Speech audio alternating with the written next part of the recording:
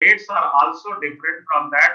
The wholesale takes into account more of the food and the more of what is called core, and services and other are not there in WPI.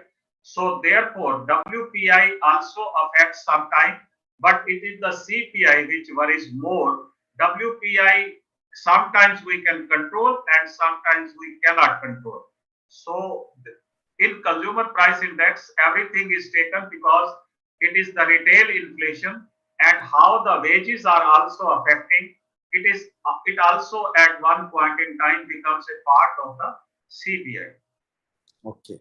So according to you, the CPI is, if it is increasing, then definitely the inflation is going up and it is affecting the cost of individual. Now, my question to you is, who is responsible for inflation, especially in India?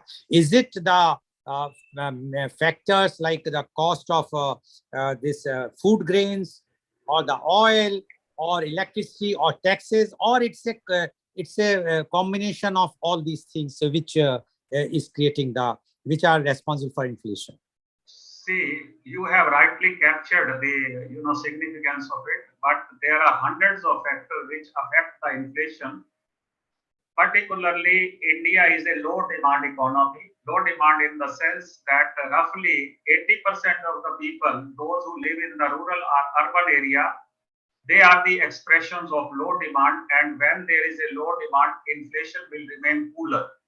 There will be no problem with the inflation at all. But sometimes you must have seen in 2005 when Manrega was introduced, and the government started doling out roughly 70,000 crore, 35,000 crore, whatever. It kept fluctuating over the period of time. And then it was seen that the poor, when they are getting the wages in their hand, and when their productivity is not directly measured, they are not contributing to the output as such, because they are given the rural work to do there. And how much rural work can be correlated with the productivity, it is a matter to be seen by the government only. But since unemployment rate was very high those days, so in order to do that, the UPA has come out with the Manrega Act, that is Mahatma Gandhi National Rural Employment Guarantee Act, under which that is the 100 days wages are required to be given to the poor, those who are unskilled and working on the farm labor as farm labor. So in those cases, when 70,000 crore will be pumped into the economy, definitely the price rise will be there, because their demand for the food, because in rural area roughly 70% is consumed for the food item, 30% is spent on the footwear, clothing and other articles which are there in the household. But when it comes to their consumption, so they consume roughly 70-72% on the food item. Education is free in the rural area, and that is the expenses on health are also not that much serious. Otherwise, also the service sector has got a weight of 15%, so the inflation was higher. Subsequently, you must have seen that we are also dependent on energy from abroad. That is, we are importing fuel. Sometimes good quality coal is also imported from there. So prices of electricity are also going up. Last time in the election of UP, you must have seen that electricity was a big problem. That is, the farmers were asking that UP is charging too much of the electricity bills. So then Adityanath has announced that is free electricity for the farmers, or 50% of the electricity will be exempted. But in some cases, that is, you must have seen in Delhi that this AAP government has been giving free electricity to up to 200, and then from 400 to 800, it is giving 800 rupees as subsidy. Like this, they are giving freebies to the people. Basically, that is disturbing the equation of inflation at a later stage, and there is no systematic announcement or systematic plan or systematic policy, that rather, because the election commission or the Supreme Court must have objected. Supreme Court has objected that this freebies, when you announce that giving the bikes to the people or scooty to the people, that is the students and all that. So the Supreme Court has touched upon the issue that when you announce these things, you must give it also. You should show in your budget that how will you allocate, but this cannot be taken as seriously because the conflict between the executive and judiciary is always there. So basically in India, the politicians are responsible. Yes, Mr. Professor Arya, I will just stop you here. You mentioned that the freebies are causing giving or the Manrega, because of that the inflation has increased.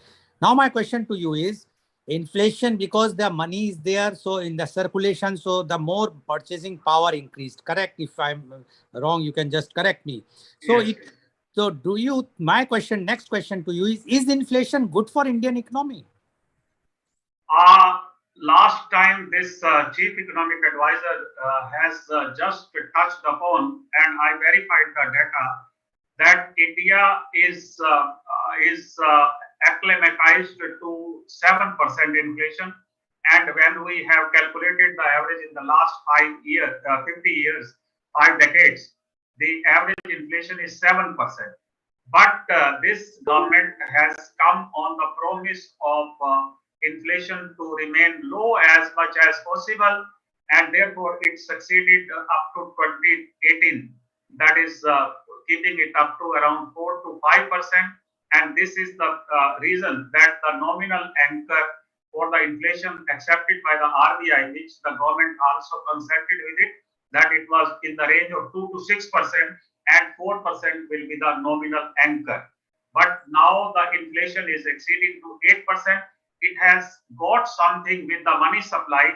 Money supply, if there is a distress with the people living in low income groups, and also the MSMEs, when it is a situation that the liquidity is required, liquidity of around 16 to 17% of the GDP is very important, because this much is needed as per the value of the GDP.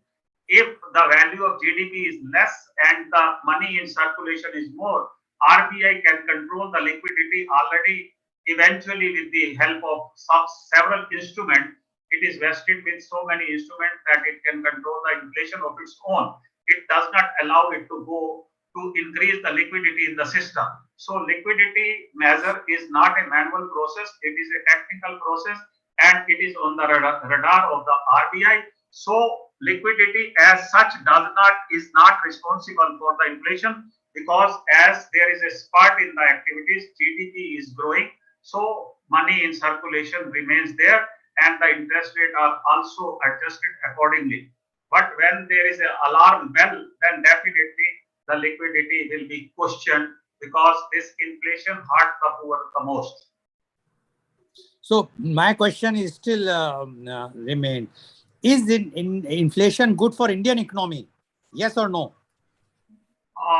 It depends upon environment to environment, that when the economy has to grow, the inflation should not increase more than 5%. Otherwise, the wage rigidities are there, and the wages are of no concern to us as such, because roughly 8% of the 8 crore of the people are getting the salaries, other are the wages, and the wages are very flexible. We are a very bad labor market. India is a very, very bad labor market, worse than the Bangladesh. So therefore, the inflation should remain under control up to it should not exceed 4% or 4 to 5%. Okay. So according to you as an economist, how long inflation can stay elevated? Because right now it's above, as you are saying, it's touching 8. So how much time, and it should be between 4 to 5. So my question to you is, how long inflation can stay elevated? See, the inflation was under control even when the energy prices were up to $100 per barrel, because the government was getting excise duty. The inflation could have been still lower. Now the crude prices have touched the value of $130, $140 per barrel. So definitely inflation will continue to soar higher. The Ukraine-Russia war has added additional price pressure on the Indian economy and other economies of the world. But India, because it imports roughly 85% of its energy requirement from the Gulf countries. So therefore, the inflation is disturbed.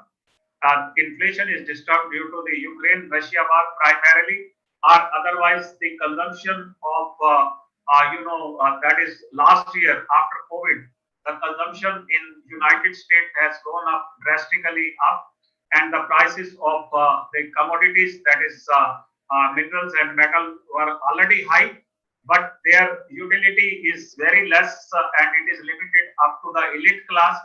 So the inflation will remain elevated up to 6.2% till March next financial year. That is your. It is beyond the range, and it is possible only when, and it is true with when the RBI will continue to raise the interest rate up to 100 basis points. It has raised So up to 40. that's why my question to you is, what government can do to bring down the inflation? The government can do only something.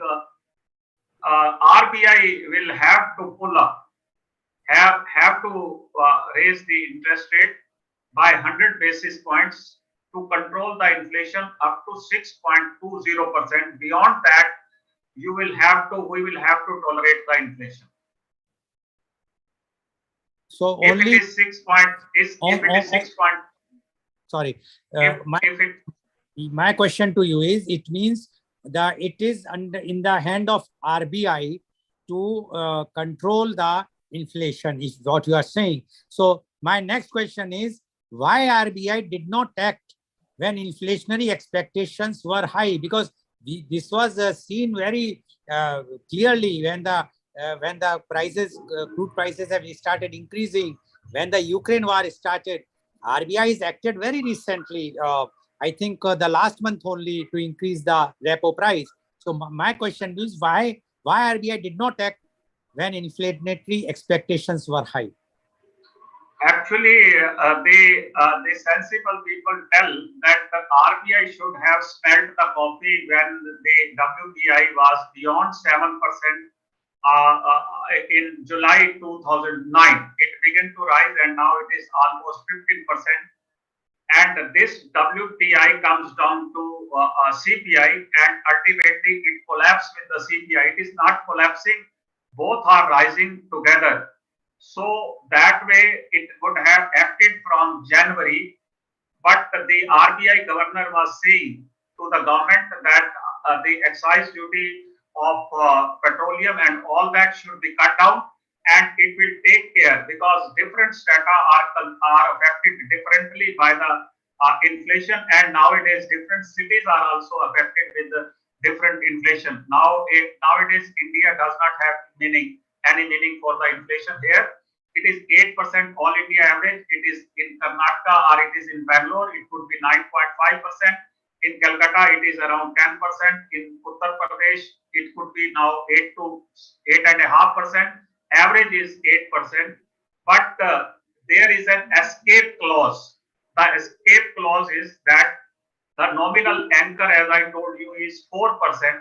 The RBI should have raised the inflation when it was going beyond 4%.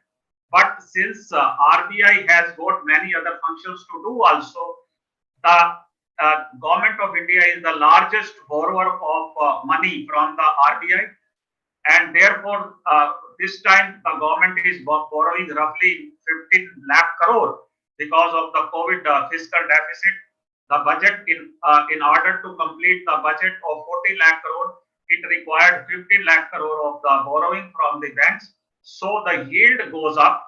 So when the yield goes up and interest rates remain low, then the government can enjoy the better, borrowing power, so that the repayment of what it has borrowed will be less, in comparison to when the interest rate is higher. So this was deliberately done because the RBI was hobnobbing with the finance ministry, and escape clause was there in the MPHC Act in 2015. So that was taken a clause.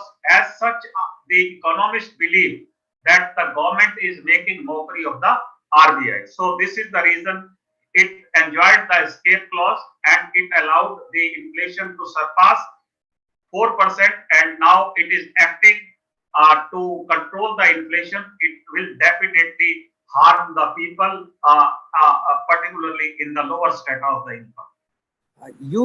Professor Arya, you have seen the functioning of the government very closely.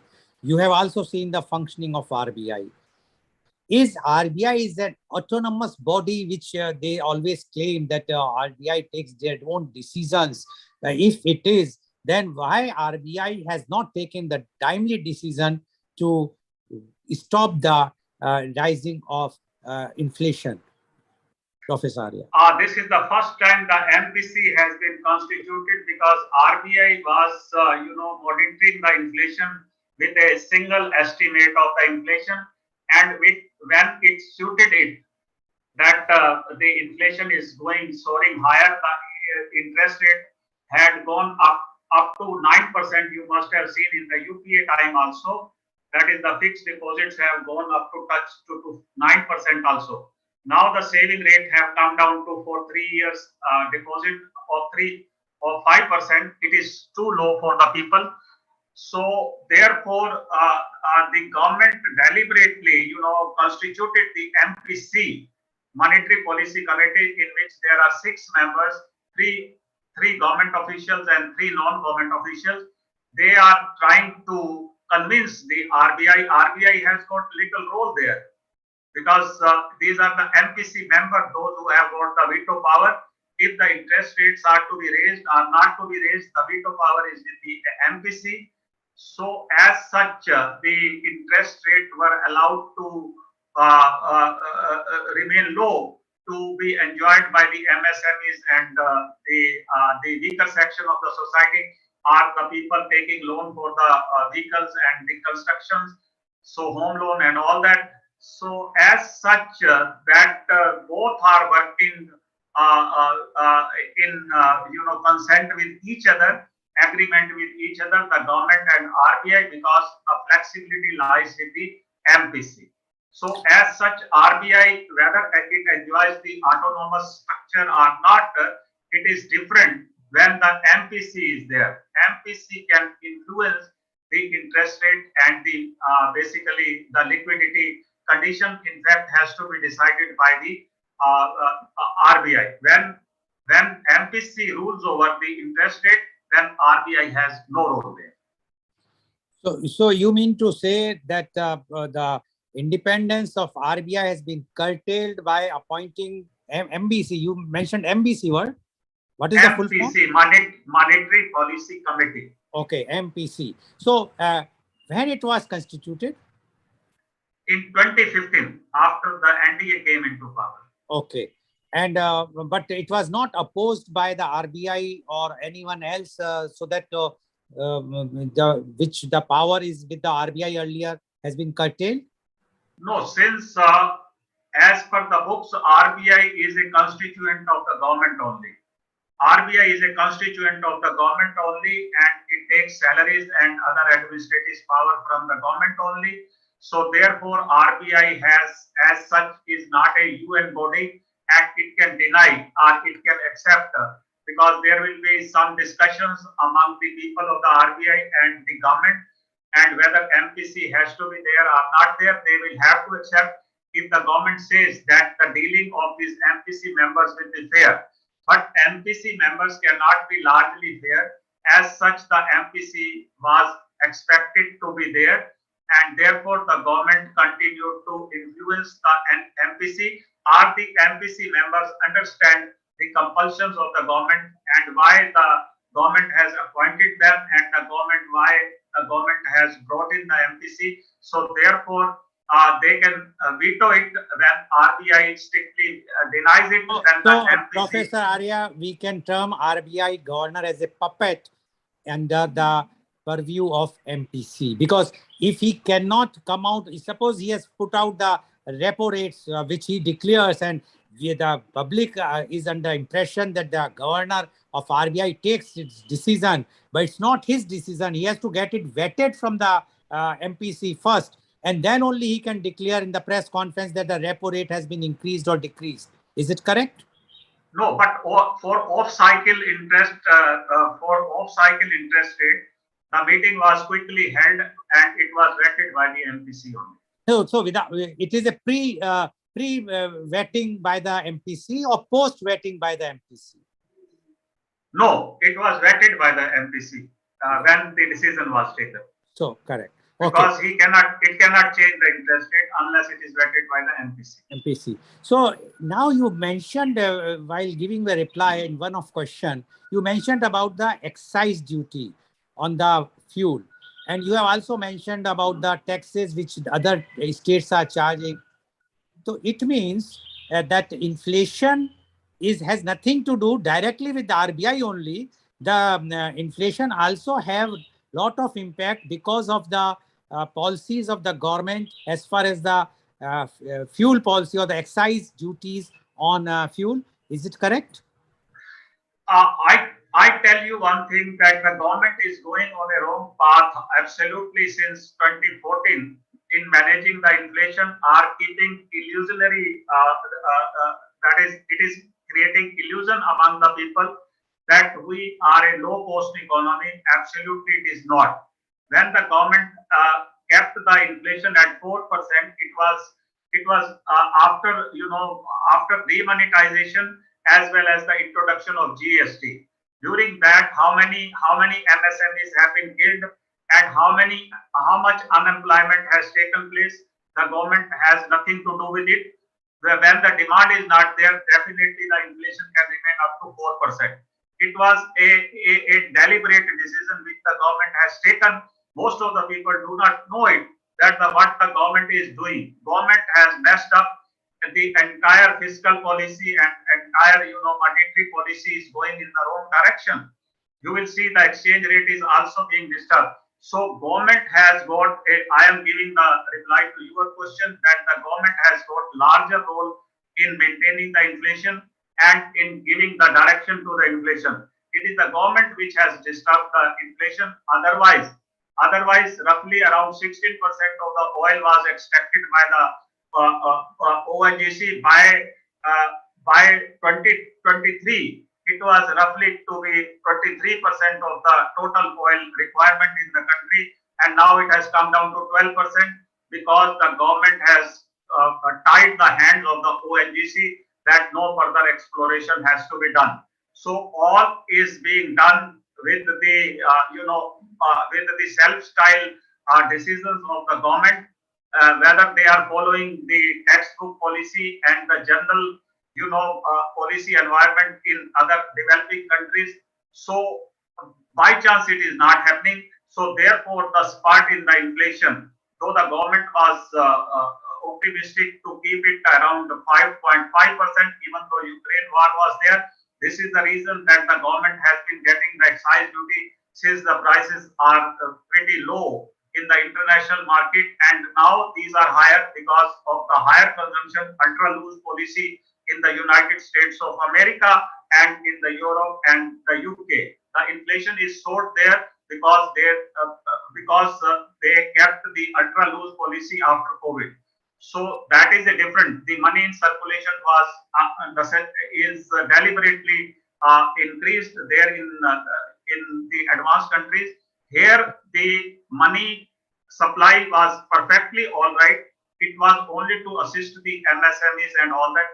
What I mean to see, it is a long discussion. The government has got a larger influence on the inflation through its fiscal policy.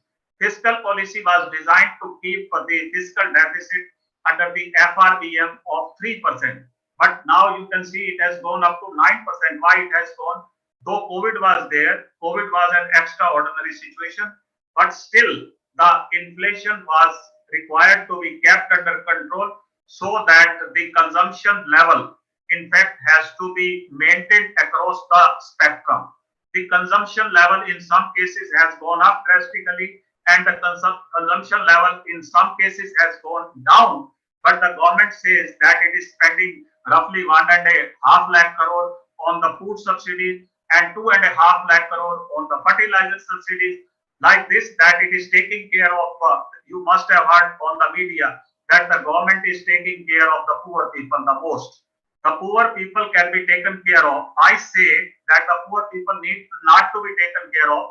It is the philosophy of the economics that each person in the age group of 18 or 16, either he should be studying, he or she should be studying, or he should be working, except 3% of the people, which should not be doing anything because they can be ill or they can be they are enjoying their life. But here you see that in this particular environment, the people are enjoying more of politics and doing less the economics. So this is the reason, one of the crude reason I am saying, not a very well refined reason, that the people in fact are being allowed to suffer with the inflation, but the government will say that you digest the inflation because we are giving you the free ration, we have given you Pradhan Mantri Awas Yojana and everything we are giving it, so don't worry about the inflation. And people, when the elections were there in Uttar Pradesh, they were saying, yes, when सड़कें जब बनेंगी तो inflation तो होगा ही होगा, when infrastructure बनेगा तो inflation तो होगा. This is the kind of attitude the people have adopted. The people are not willing to work in the countryside, and this is the reason that the productivity is gradually falling down. The training, in fact, is inadequate. Skill and all that is not adequately generated. There is no work on artificial intelligence. There is no work on robotics. There is little work on the technology. So therefore, the productivity has been fallen. When the productivity falls down, the output gap will be large. Output gap will be reflected in the GDP, but inflation will be there. So we are reaching to a very bad situation. Now, you have mentioned about the physical deficit. What is the correlation between physical deficit and inflation? In a layman's terms, if the physical deficit increases, the inflation will increase or decrease? When the physical deficit or the overall debt of the government will increase, that it should not exceed the Lakshman Rekha of 60% throughout the world, that in every country it should remain within the 60%, because in other cases it can increase in United States and Europe because they have got the printing power, that they can print it and there is no problem of the people living in the lower strata of the income, like we have got here in roughly 30 crores straight away are living. No, Professor Arya, I will again stop you. I want a straight answer of my straight question. If the physical deficit is increasing or increase, whether the inflation will increase or decrease? Straight away increase. It will increase. You mean to say if the government physical deficit means the government expenditure power increases, then definitely the inflation will increase, correct? No, fiscal deficit has got two components. One is the revenue deficit and another is the capital deficit. If the government is spending less on the capital expenditure and doing more on the revenue expenditure, it means that it is doling out the money to the people, those who are working in unproductive environment. So definitely the fiscal deficit will increase. This is the reason in the first question I told you that the inflation is directly related to the productivity. So for the revenue physical deficit, inflation will increase. And what about the capital physical deficit? With capital expenditure, the fiscal deficit should remain under control, but the inflation will come down. Okay. Now my next question to you is there any correlation between downfall of Indian rupee and inflation? Yes. Now when there is a depreciation of the rupee, say for example, then the import will become costlier, and when the import will become costlier, it means the inflation straight away imported inflation has come in this thing. So rupee depreciates only when, that is, the foreign inflow is less than the foreign outflow. When foreign inflow is less than the foreign outflow, definitely that rupee will be depreciated. Rupee depreciates, that our export is not higher than the import. Our demand is higher from the abroad, so therefore the price pressure will be there. So you mean to say the rupee will depreciate if our import is more than the export? Is it correct? Yes. Yes. And then the rupee will depreciate. And once the rupee will depreciate, the inflation will increase. It will be an imported inflation through oil only, oil and gold and other commodities. Is there any correlation between the Sensex and inflation? Sir, 1 minute. So viewers, we are seeing that I am asking straight questions to no, one minute. Yeah, please. Let me charge the battery. I will wait. I will hold for half a minute. Yeah, please. So viewers, I am asking straight questions to Professor Arya, and Professor Arya is giving straight answers. Our endeavor is to enlighten you all about what is inflation, what is the health of Indian economy, because instead of doing some tutu meme, we just want to know the real facts from an expert, which Professor Arya is doing. Yes, Professor Arya, my question to you was, which I have asked now, again I'm asking, is there any correlation of between the Sensex and the inflation? If the Sensex goes up or down, whether inflation also have any relation with that or no? Yes, sir. With inflation, the interest rate rises. Inflation, interest rate. I am talking about the relationship between the two variables you have asked. Otherwise, they are connected through 7 to 8 variables. I will reply only what you have asked, pointed answer. That when the inflation is higher, definitely the interest rate will go up, and the people, roughly 80% people, runs toward the saving in the safe instrument like post offices and the banks, and definitely the people will not shift towards the market, that is stock market. The Sensex will definitely fall. Okay. Now, my next question to you is, how much more policy repo rates are expected to be raised? Like we have seen that, like governor under the direction of, or with the vetting of MPC, according to you, has raised the repo rates. Is he going to raise further, or if now we will see it will come down? That is the June. We have got a quarterly MPC meeting as usual. It is a scheduled meeting, and the print rate is the final print you must have seen for the April is 7.85. In the May, we will have to see how much is the rise or fall. Then accordingly, they will take the decision. In my view, the repo rate will be raised in baby steps of 0.40 once again, because earlier the governor has reduced the repo rate by 1.355. Before that, the governor in 2012 and 2013, they were raising the interest rate in baby steps of 0.25, but it has broken the tradition and it has lowered the interest rate by 1.35 basis points last time. So I think by September, October, it will be further raised up to 100 basis points, taken this into account, 40 basis points. So what you are saying is a bit alarming. If so much repo rate is going to increase, definitely the Sensex will come down. What you say about that? Sensex is coming down not because of this reason, because it is a contagion effect. It is a domino effect there in the United States. That is, the interest rates there was that is around 0% last time, and last time the governor of Federal Reserve has raised it by 0.25, and it will continue to raise for another 2 years in this manner to bring down the inflation to the range of 2 to 3%, which is the normal level there in the United States, that they should not have the inflation rate more than 2%. So now it is around 7%. It will start gradually coming down. There is a stiffness in the labor market there in the United States. The labor is in deficit there in the United States.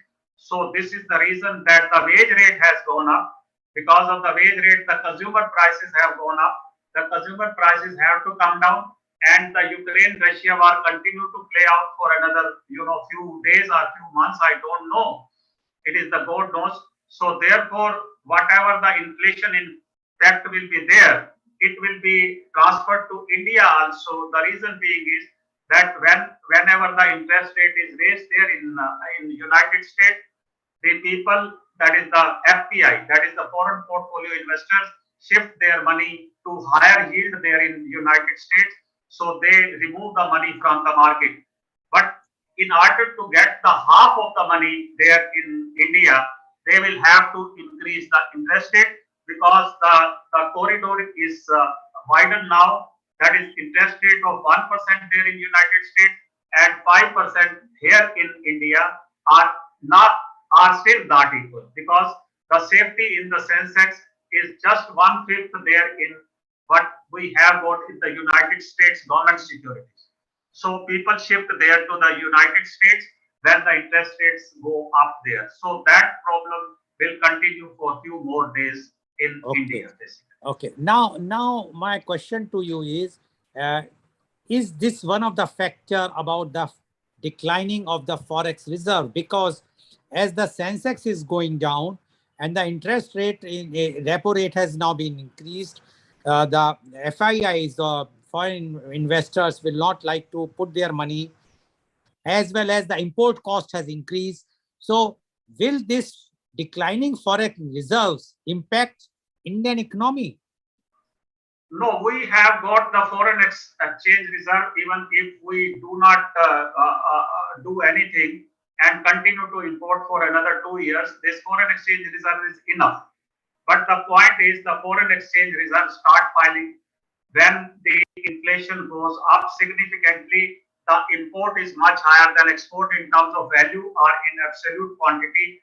Now it is the situation. Export have also increased. The imports are increasing because of the depreciated rupee or the absolute value of the crude oil there in the countries where from we are buying the petrol. So this is the reason the foreign exchange reserve is falling, and foreign exchange reserve has gone up to $644 billion, and now I think $10 to $12 billion have been taken out from the foreign exchange reserve and consumed in the current account deficit. That is to meet the deficit in the import. What is linear inflation, Professor? It is the term coined by me only. Otherwise, people talk it in a different way. There are three components of inflation there in CPI. Linear inflation is that if only one variable is there, generally there is a food inflation, seasonal inflation, or sometimes the fall in the pulses. That is the protein products are the feed of the animals. The price of the feed of the animals, particularly the meat giving animals, increases. Then definitely food inflation goes up. When the food inflation goes up, it is called linear inflation, and it can be controlled through some adjustment. That the pulses, if these are hoarded, and if the onion is exported, it will be banned, and if tomatoes are exported, these will be banned. So something casually can be done. This is called linear. Now it is a well entrenched inflation. It has spread to core inflation because the commodity prices are higher and we are importing some of the products. So therefore the core inflation is higher, and also the fuel price and electricity prices other are also higher. So and well entrenched inflation, that is a complex inflation. So complex inflation and the linear inflation, this way the two terms are explained. Okay. Now, my next question to you is, recently the government has taken a step to ban the exports of wheat. Now, G7 has very, very vocally opposed it. They oppose this decision of the government of India, although government says no, it's a we have to control the price rise at our place also. Do you think whether the ban on exports of wheat will bring down inflation? Should I give the straight answer or roundabout answer? Because it involves many other things. No, first you give the straight answer, then you can explain it for the benefit okay. of... Okay. The wheat output was expected to be 105 million ton, but it is now 92 million ton. That is, heat waves in the March have just in some parts of the country have destroyed some of the wheat basically. This is one reason that it will be 92 million ton. The second reason is Second reason is that when the prices of the oil in the international market are higher, the people produce ethanol, or some of the states are producing ethanol to mix it with the diesel so that they can run the pump set and diesel sets. Right, sir? So now the prices are higher. These are soaring higher there in the international market crude prices. So in order to leverage the cost there in the farm sector, so they are producing ethanol and the production will still fall down. This either the government knows or the farmers know. But the traders have gone into the market this time because of the Ukraine-Russia war. Russia is the largest exporter of the wheat, and the fifth largest exporter was Ukraine. So wheat has been badly affected export. The prices of the wheat in the international market have gone up by 45%. Now with this 45%, it became lucrative for the traders in India to buy the products from the open market, wheat from the open market, and export to the countries like Egypt and the other countries which are in demand of the wheat from Russia and Ukraine. So this opportunity was opened and roughly 5 million ton was committed. Now what the government has done is that the government generally keep a buffer of 21 million ton for giving the food security, and another 10 to 15 million ton if the war is there. So 30 million ton is there. We have got 3 times of what the buffer stock suggests. But since there is a lot of wastage there in India, this is the figure on the papers I have told, that the wheat is rotting in the fields and all that. How much wastage is there? Roughly 30 million ton is wasted when it is lying in the open dust, and this environment termite eats away this wheat. So as such, the export was giving a risk that if the government will not able to liquidate the stock, then it will get the wrath from the people, public also, consumers also, that the prices of the wheat already spiked up there in the domestic market. Atta and wheat, they have already gone up. So it would have added to the inflation. The government has smelt it, and therefore straight away in advance it has banned the export. Otherwise it would have benefited the farmers. The government is buying at the rate of 20.75 per quintal, and it is sold already in as 3,000 per metric ton, basically, or 20.75 metric ton, or this is 3,000 metric ton. Okay, so my question is the same again. What I have asked to you is that this wheat export ban will bring down the inflation or not? It is an anticipated that is bringing down, not Okay. that is. It is not a sure case. It is anticipated. Whether this ban of export of wheat will benefit the farmers or not? Export would have benefited. Export, you cannot benefit. There is a WTO clause. It is a long discussion. What trade organization does not permit the government of India to export this thing? But since this is a crisis and WTO is in limbo now, so therefore some export was being done. Otherwise, the export is not permitted by the government of to the government of India by WTO. Okay.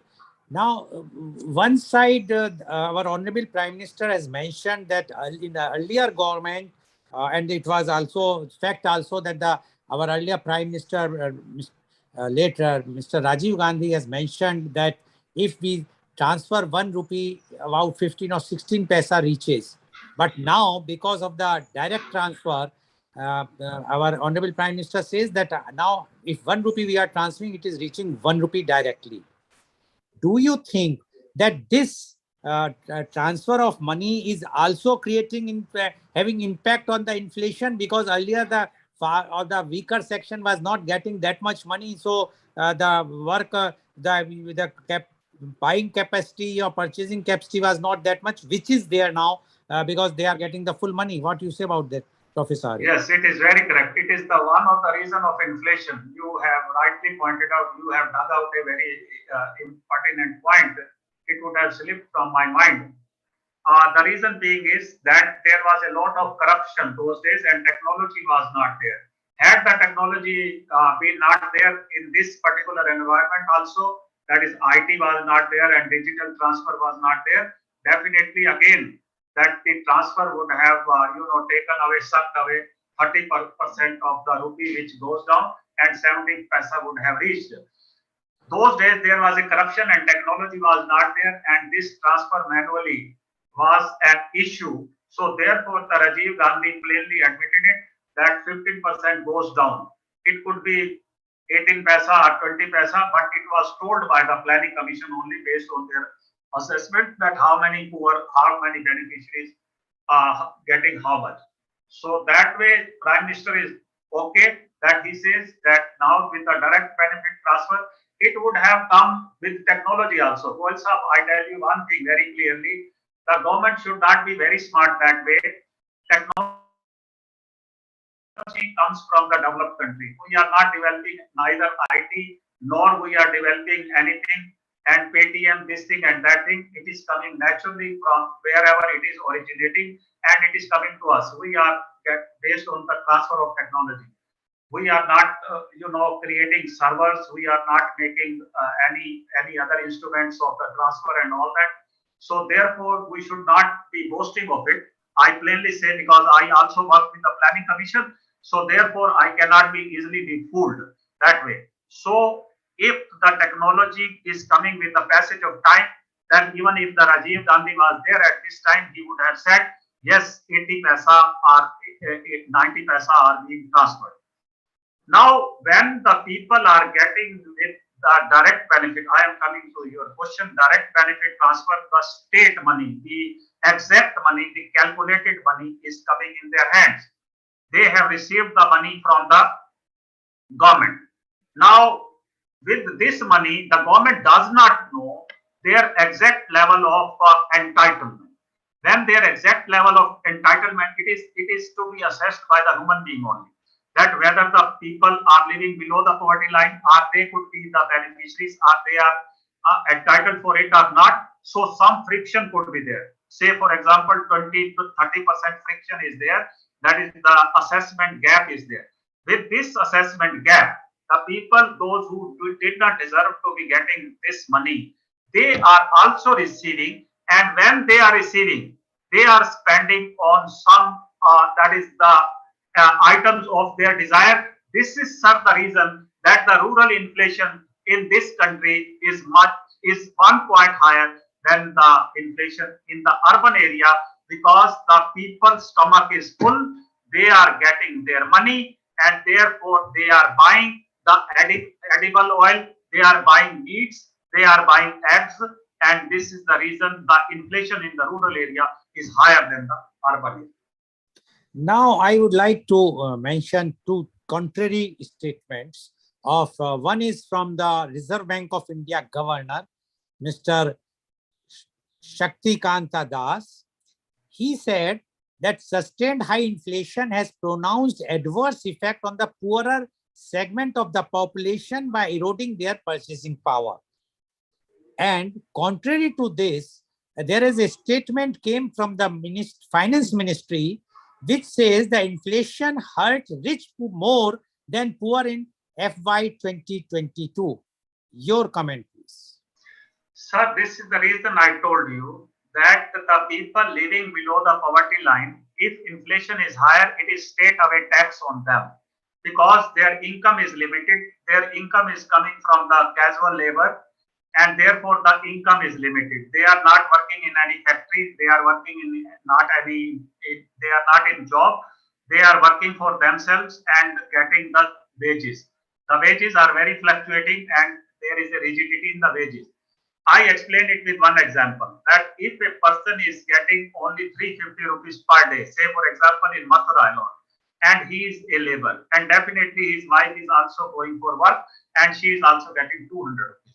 So 5 with 550, That is, the education and the health facilities are considered free in the rural area, because we have got a sufficient number of primary health center, as well as the schools education is also free, no expenses for them, and they are not to travel on a that is first class train. Also they travel by the general compartment. So inflation for them is just enough to eat for the day and enjoy whatever the little requirement is there. But when the inflation goes up, how much they can apply the cut to the bread and butter, and therefore their that is the living condition will be highly deplorable. And this is the reason the 𝐂𝐀𝐑𝐔 𝐍𝐄𝐖𝐒 says that it disturbs them the load. But when the government says that it is affecting the above poor people, the government is again correct. That way, the government is trying to prop up these people. The reason being is that after COVID, the saving level has gone down. The people expenses, household expenses on education and this, health, and partly entertainment has increased. Now, when the inflation is higher, roughly by 2.5% or 4%, this is just the double of what it was before COVID. So therefore, these people in fact had to cut down their discretionary expenditure, or they will not go for vacation because they will have to pay the fee for their children. The school fees are being raised, transport fees is being raised because the prices of oil have gone up, and other expenses for the children have gone up. So inflation is hurting the more, according to the government. The 𝐂𝐀𝐑𝐔 𝐍𝐄𝐖𝐒 must not have seen this aspect, as we economists study it critically, that the 𝐂𝐀𝐑𝐔 statement is also correct. The other statement is also correct. If you look at the household expenditure, roughly 45% goes towards the food and 25% goes towards the health and education. And still, if the money is there, it goes for the vacation also, because the children now during summer, they used to go to the vacation. So tourism will go up, transportation will go up, taxes, prices will go up, and everything will go up. So it is hurting the middle class. It is not hurting the top upper layer of 10% percentile, that is in the elite class, that is 10%. They can enjoy 10% inflation, 20% inflation, any point, anything they can absorb. But it is hurting the lower middle class and the poor the most. And what about the middle class? I am talking about the middle class only, that is called salary. No, but the Ministry of Finance says about the super rich class, the rich class. They have not mentioned about the middle class. Super rich class is not affected by the inflation. Their income will go down. The billionaire which have been created during COVID time, 142 billionaire, now 100 billionaire to 142 billionaire, they have become, because they are getting the very filtered kind of consumers that is coming from the middle class. Their consumption will go down, so their income will go down. This is the reason the government might be saying that the rich community or elite class will be affected by the inflation. Now, what are the challenges which you feel Indian economy is facing today?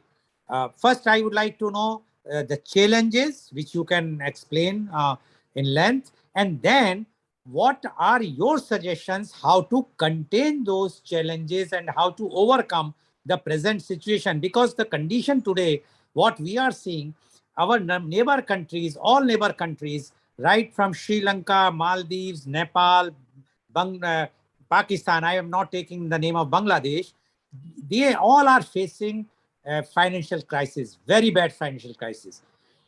But India also is because of the inflation, rise of inflation, rise of all the essential commodities, whatsoever, the gas or the oil prices and the pulses, the wheat, etc. So I would like to know what are the challenges and what are the remedies as an economist. What if you will being the finance minister, what will be your act? First, you give the challenges and then the remedies, please. Professor. See, the remedies are also conditional with the conditions prevailing in the global environment.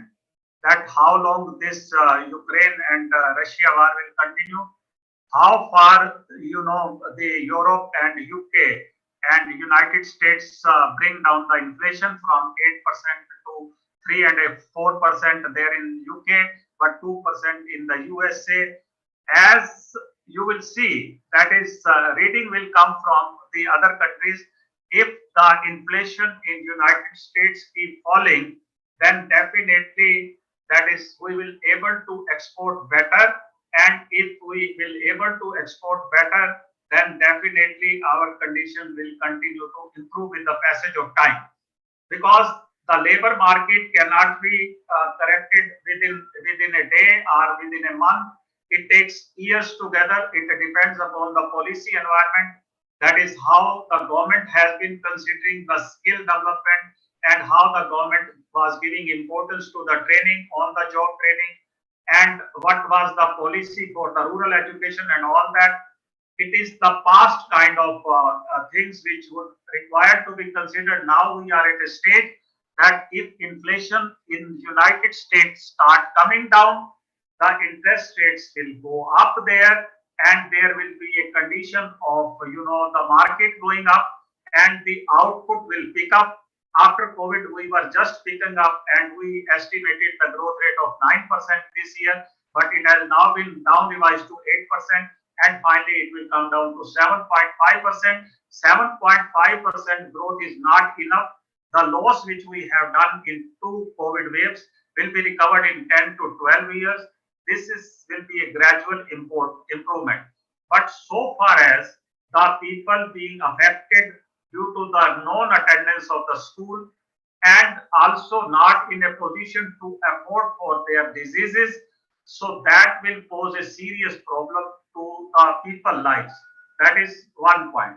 The second point is how long you can continue to support the MSMEs, whether RBI come up with a simple device that the long-term repo operation will continue for some more time, and the MSMEs will continue to be given the support, then definitely the employment rate can go up, can remain up, and unemployment rate will be tolerable just at 7 to 8%. It is a normal rate for us that we can tolerate it, right?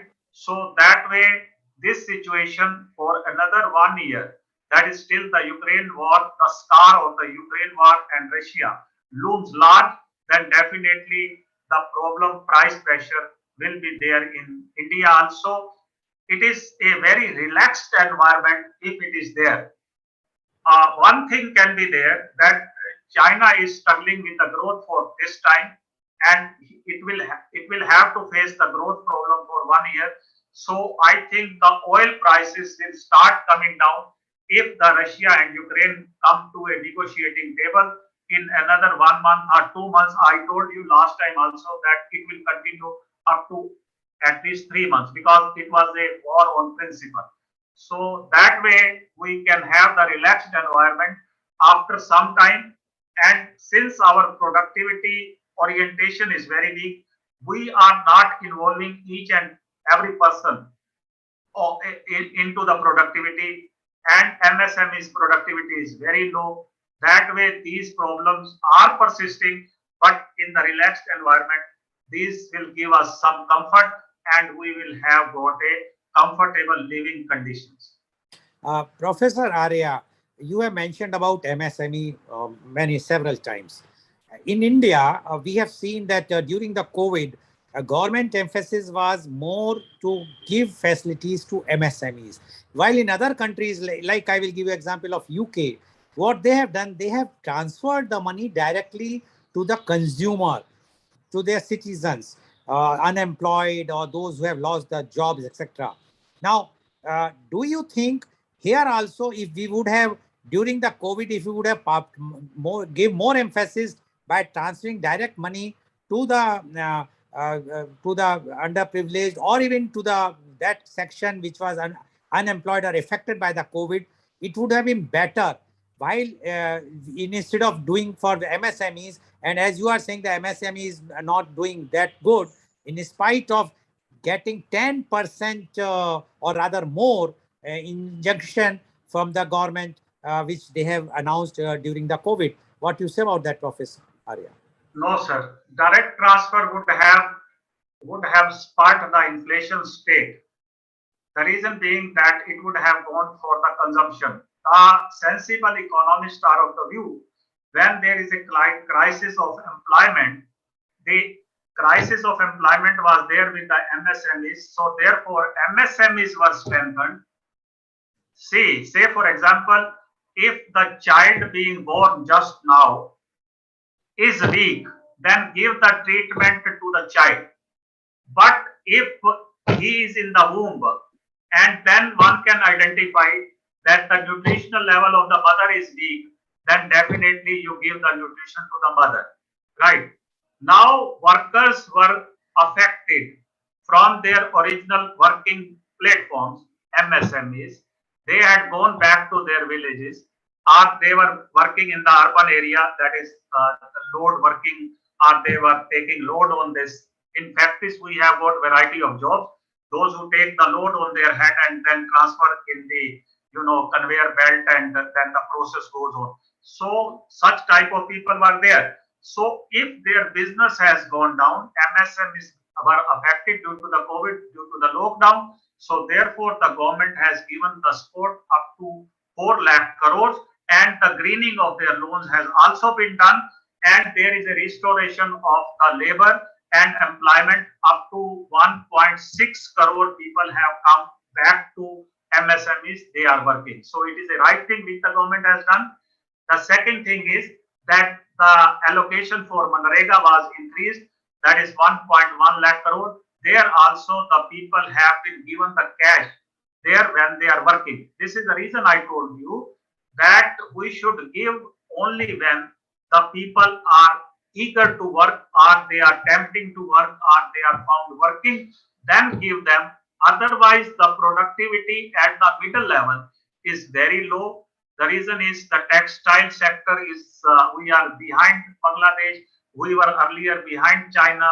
So labor laws and all that, these are the issues. These are the big issues: training, education, environment, and water availability, utilities, all that is very important. Human capital part has to be seen along with the physical capital growth.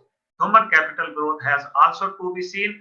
It is poorly reflected in Human Development Index. We have come down to 120 number. So that is a pretty bad situation. That way, we should have what the government has done in this given condition, when the crisis has been broken on us. So that way, it is the right decision. But what it would have done in the past should have been seen that way, looking at what lies ahead. That is the distance viewer gives their signal much before. It was overlooked. It was not done. Somehow, it is again a very, very big debate. Whatever the government has done, it was a right decision. Okay. Do you think law and order situation in the country, I'm not saying our country, any country, impacts the economy very badly? Sir, it is a very sensitive question because NIA can be applied on me. So I should. No, I'm not saying for India. I'm saying like Sri Lanka. Now the law and order conditions is bad there. My general question I'm asking you, don't worry, sedition, the sedition law has been stayed, so there will be no sedition case against you. My question is the law and order situation also have the impact on the economy or not? Sir, very badly. Law and order affects the economy very badly. I keep investigating. I devote some 2 hours on it every day. That whether the law and order has got an impact on the economic performance. Yes, it is. How it is, I will explain, sir. Now, say for example that there are riots somewhere, that the killing was taking place in West Bengal. I will name only the non-ruled BJP states because I hear from NIA, right?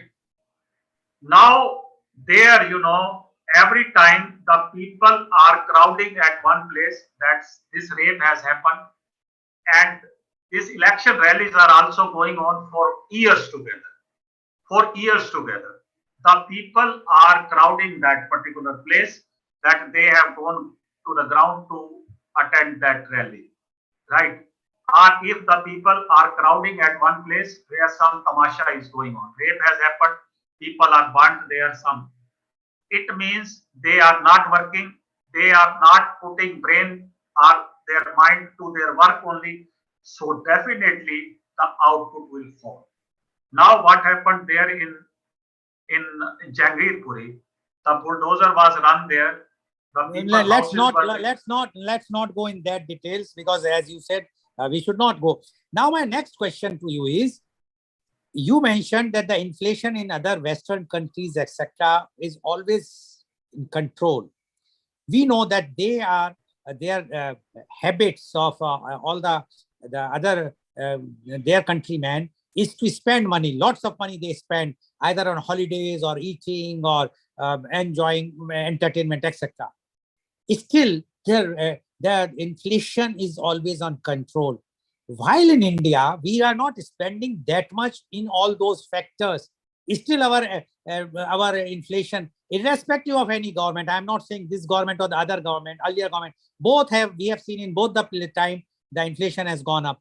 What is the reason? What you think that this is the reason that those countries can control the inflation in spite of their expenditure power, their income, high income, everyone is having the money to spend, and still the inflation is controlled?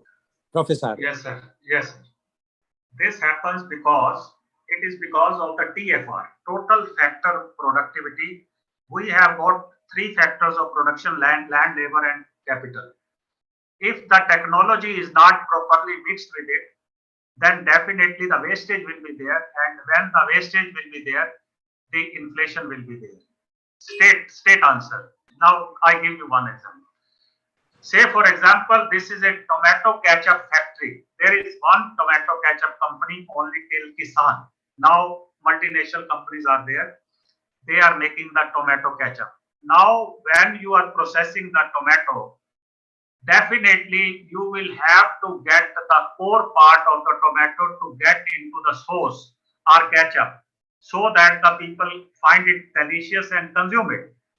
You are not able to set up many factories there. Hello. Please go ahead.